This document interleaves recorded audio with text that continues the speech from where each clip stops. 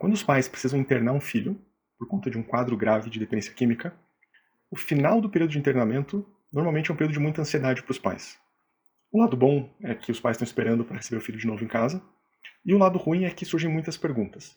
Como lidar com ele, o que a gente deve fazer, o que a gente não deve fazer, qual que é o máximo que a gente pode dar para que ele não volte a usar drogas. E é sobre isso, sobre esse papel da família no pós-internamento, que eu quero conversar com você nesse vídeo. E para começar a pensar sobre esse assunto, é importante ter em mente o que tem no internamento que faz com que o dependente químico comece a recuperação ali. Que lá na clínica ele fica sem usar drogas, ele começa a ficar mais organizado mentalmente, ele respeita a rotina, ele dorme no horário certo, ele acorda no horário certo, ele segue as atividades, ele cumpre com as responsabilidades que são atribuídas a ele na clínica. Então, de forma geral, ele fica muito melhor dentro da clínica do que na situação que ele estava antes de precisar ser internado. Isso, claro, falando de uma instituição que faz um trabalho de internamento sério. O que tem, que elementos que estão presentes nesse processo de internamento que fazem isso pelo dependente?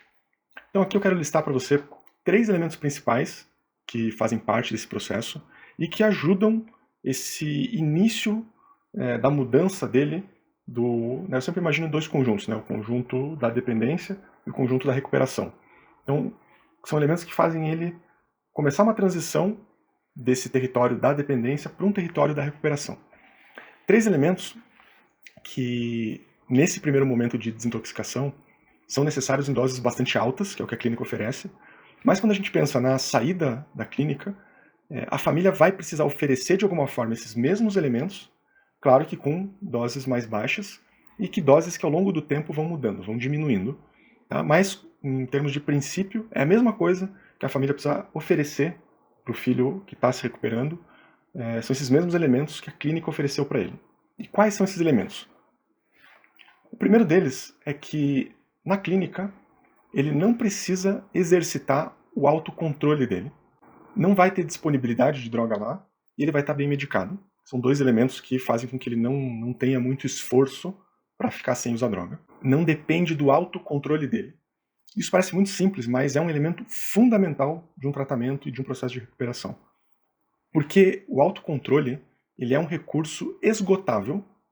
Tem algumas experiências de psicologia social que demonstraram isso, que o autocontrole é um recurso esgotável. E o que isso quer dizer? Quer dizer que quanto mais eu uso meu autocontrole numa situação agora, menos eu vou ter disponível, eu vou dispor dele numa situação futura que eu precise. Então aqui já dá para começar a conectar com a importância disso para um processo de recuperação. A imagem que eu faço é dessa barra de energia dos videogames, que eu preciso lutar para manter ela o mais cheia possível pelo maior tempo possível. E o que a clínica faz por ele durante o período de internamento?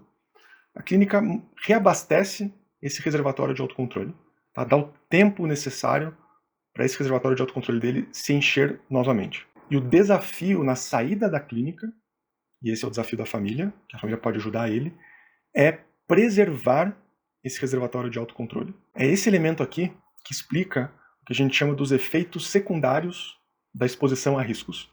Porque, por exemplo, ele pode sair da clínica, pode ir numa festa em que tem bebida alcoólica disponível, por exemplo, ele não bebe. Ele fala assim, não, consegui ir lá e não bebi. Mas ali ele precisou usar parte do reservatório de autocontrole dele, uma parte fundamental nesse logo após a saída da clínica. E é muito comum que quando ele passa por situações desse tipo, acaba acontecendo uma recaída, alguns dias depois, praticamente sem explicação. Fala, puxa, recaiu do nada. Não. Ele gastou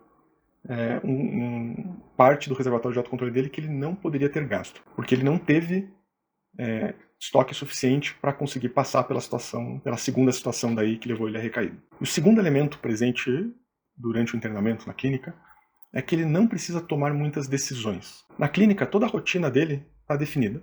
O dia inteiro. O que ele vai fazer, que horas ele vai acordar, que atividades ele vai participar, quando ele faz o quê, tá tudo definido para ele. Não vai se ver em nenhum momento e falar, puxa, o que eu preciso fazer agora para o meu tratamento? Não, já está tudo pré-definido. Então, o sistema de tomada de decisão dele é poupado. Então, ele pode colocar todo o foco dele no tratamento, nas terapias, nos grupos. Por que isso é importante? Talvez não faça sentido assim de primeira para você.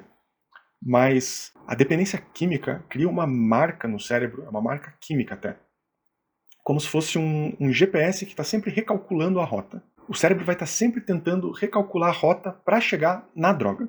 Então, cada decisão que ele precisa tomar na direção do tratamento sempre vai trazer com ela um conflito, que ele tem que vencer. Porque o cérebro vai ter sempre uma parte dele que vai estar tentando recalcular essa tomada de decisão para que ele chegue na droga. Então, o fato de ele não ter que tomar decisões dentro da clínica é como se fosse um alívio para esse sistema de decisão dele. Ele não precisa lidar com esse conflito, né, de que, puxa, tá recalculando. Não, já vai ter, né, já está definido o que ele vai ter que fazer ali. Então, ele pode realmente se dedicar para as terapias e para os grupos que vão ter à disposição dele durante esse período de internamento. E o terceiro elemento, que está presente também, que é muito importante durante esse período de internamento, é que as relações dele na clínica vão ter um baixo nível de emoção expressa. Ele vai estar sendo tratado por profissionais capacitados que vão lidar tecnicamente com ele. E esse conceito de alta emoção expressa é um conceito emprestado é o principal conceito que é usado nos manuais de psicoeducação para pais que têm filhos esquizofrênicos. Né? Porque o que é observado, isso é empírico, né? É estudado, que com pacientes esquizofrênicos, quando a família tem uma alta emoção expressa, no retorno do paciente para casa, isso aumenta as recidivas de crises. Isso também é válido para a dependência química. Quando existe um alto nível de emoção expressa na família, nesse retorno dele da clínica, também aumenta o índice de recaídas. Mas o que é essa alta emoção expressa? Ela se resume basicamente a duas coisas. A primeira é ao superenvolvimento emocional da família com o paciente, que na dependência química é algo que se aproxima muito da ideia de codependência. É alguém ao lado que está muito preocupado, muito ansioso, que fica em cima o tempo todo, controlando, falando, perguntando, etc. Então isso seria o superenvolvimento emocional. E o outro aspecto da alta emoção expressa são as manifestações de hostilidade. Raiva, brigas, agressões verbais, xingamentos, etc. São coisas que ele não vai vivenciar, ou se vivenciar num nível muito baixo, dentro da clínica. Tá? E que muitas vezes na família, pelo nível de ansiedade da família ao receber ele de novo, isso vai estar mais elevado. Então é bom que a família saiba que conseguir manter um baixo nível de emoção expressa, que é um baixo nível de superenvolvimento emocional e um baixo nível de hostilidade, também é um fator que vai ajudar muito a manter um contexto favorável para a recuperação dele. E aí surge a pergunta, tá, e fora da clínica, que é o ponto central desse vídeo, qual é o papel da família logo após a saída dele da clínica? É conseguir prover esses mesmos elementos que fizeram bem para ele dentro da clínica, mas com doses um pouco mais reduzidas. Mas como que a família vai fazer para oferecer esses mesmos elementos? Vamos tentar entrar num aspecto um pouquinho mais prático agora. E aqui começa a valer aquela máxima de que cada caso é um caso. O que vale para todos são esses princípios que ajudam na recuperação. Agora, como que a família vai executar esses princípios? Eu vou dar alguns exemplos aqui, ou possibilidades que costumam funcionar para uma boa parte das famílias. Mas aqui tem muitas ressalvas daí, porque justamente cada caso é um caso. A primeira coisa que a gente precisa ter em mente é que na saída da clínica ele tem que ter um tratamento ambulatorial organizado. O que isso significa? Que ele precisa seguir com acompanhamento profissional. Então, ele tem que seguir com o acompanhamento de um psiquiatra, tem que seguir com a terapia dele, tem que seguir com os grupos de mútua ajuda. Então, que seria a estrutura de um tratamento ambulatorial completo. Tá? Mas aqui, na sequência, eu quero focar no papel da família, nesse contexto que a família cria, que pode ser muito favorável para a recuperação dele. E a primeira coisa muito importante a ser feita com o filho, logo antes da saída dele da clínica, são combinados. É aquela máxima, né, de que o combinado não sai caro. Então a ideia é a família poder ir conversando com ele durante as visitas, na parte final do internamento, sobre como que as coisas vão ser dali para frente. Que combinados que eles vão fazer. E que consequências vão existir para eventuais quebras de combinado. O objetivo é gerar um sentimento de segurança para os pais, de que as coisas estão sendo ditas e já estão sendo conversadas sobre como que vão acontecer. E, por consequência, baixar o nível de emoção expressa deles. E gerar para o filho um sentimento de ser respeitado. Tá? Porque nos combinados, os pais também vão aproveitar para escutar o que o filho pensa, o que ele acha daquela ideia, se ele concorda ou não concorda. E vai ter tempo dentro da clínica para ele digerir esses combinados, essas coisas que foram conversadas. E o segundo elemento, que inclusive é um elemento que é tratado dentro dos combinados, é o monitoramento. O monitoramento tem dois objetivos principais. Um, preservar o reservatório de autocontrole dele, nesse momento pós-clínica, e colaborar para as tomadas de decisão. Como que isso funciona? Tem algumas possibilidades concretas de fazer o monitoramento. A que eu mais uso, tá, com as famílias aqui que eu indico, é uma rotina de exames toxicológicos. Mas também o monitoramento pode ser feito através do acompanhamento físico, né, não deixar ele sozinho, ter alguém acompanhando, de combinados sobre compartilhar a localização dele quando ele for sair sozinho, ou combinados de comunicação. São coisas que vão deixar claro para ele que ele não está sozinho e que a recuperação é um trabalho em conjunto com a família. Vai estar todo mundo trabalhando por aquilo ali. De alguma forma, o monitoramento é um reforço para aquela vozinha da consciência, né? Que é aquela ideia do GPS, né? Também tem uma outra imagem que é boa, aquela imagem antiga dos desenhos animados, né? O anjinho e o diabinho no ombro. Então a dependência química é sempre aquela vozinha que vai estar querendo abrir uma exceção, querendo se permitir um pouco, que vai estar levando ele para um movimento de recaída.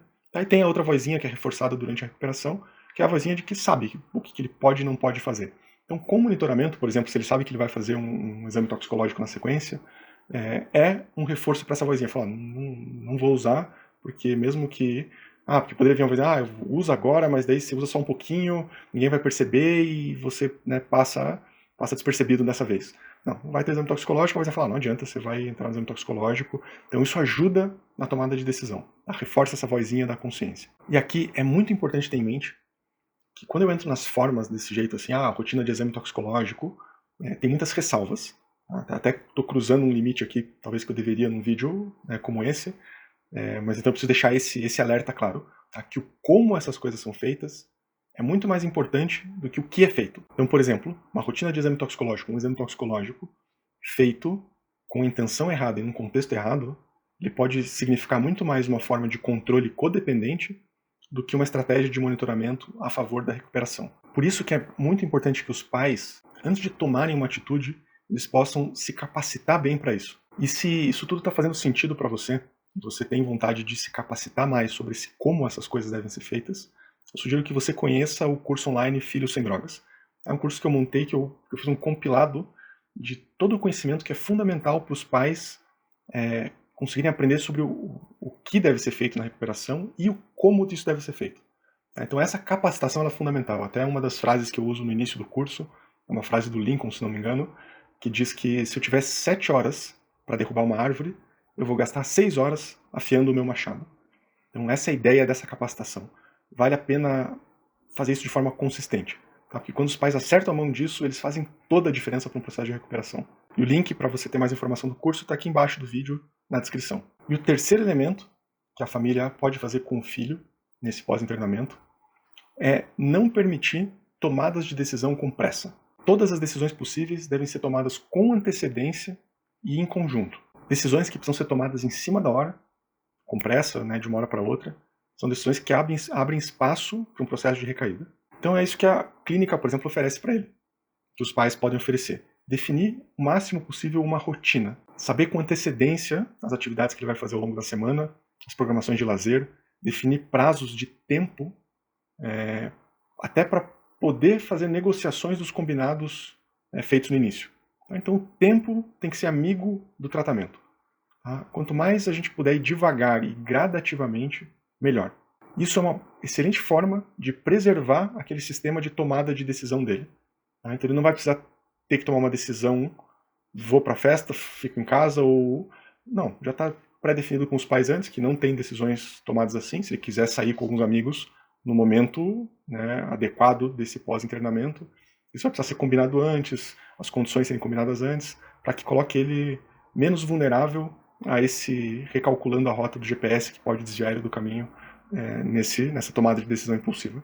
Então aqui estão os 3 elementos-chave que a família deve considerar nesse pós-internamento. Isso além do acompanhamento profissional, que seria essa estrutura do tratamento ambulatorial completo, que seria combinados, monitoramento e antecedência, que são as chaves que vão encaixar nas fechaduras, nas necessidades dele, de preservar o reservatório dele de autocontrole, de que ele tenha menos decisões a serem tomadas ao longo desse processo de recuperação, porque as coisas vão estar sendo planejadas com antecedência, e para que a família consiga manter um nível mais baixo de emoção expressa, criando um contexto favorável para a recuperação dele.